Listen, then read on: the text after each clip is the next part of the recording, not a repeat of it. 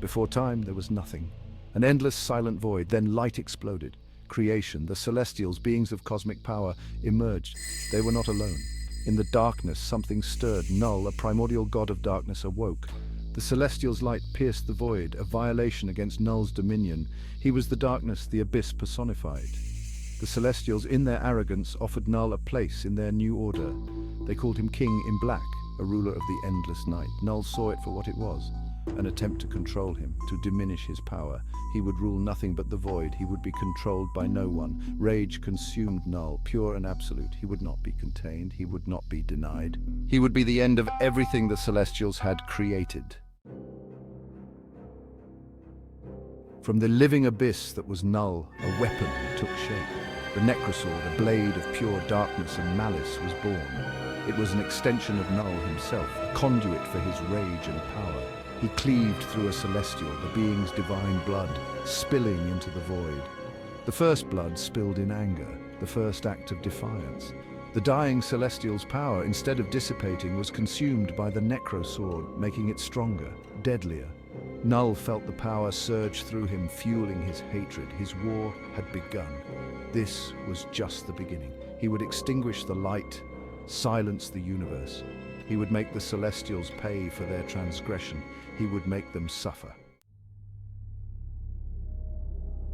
With the Necrosword in hand, Knull cut a swathe across the nascent universe. He became a nightmare whispered on the winds of the cosmos, the boogeyman lurking in the shadows. He became the god butcher. Planets were devoured by the living abyss, stars extinguished by his passing. Gods, arrogant and powerful, fell before his wrath. He reveled in their fear, their pain. He felt no remorse, no pity, only the cold satisfaction of vengeance. His campaign of terror was relentless. No corner of the universe was safe. No god would be spared. He would drown the universe in darkness. Section 4, War in the Heavens. The Silver Surfer, herald of Galactus, the devourer of worlds, crossed paths with Knull. He saw the darkness in Knull's wake, the utter annihilation left behind. Their battle raged across galaxies.